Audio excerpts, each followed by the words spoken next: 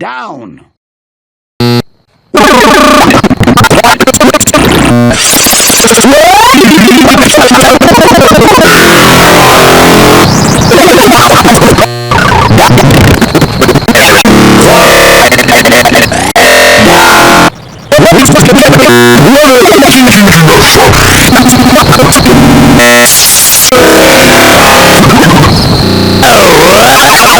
Would whoever is making that flapping sound...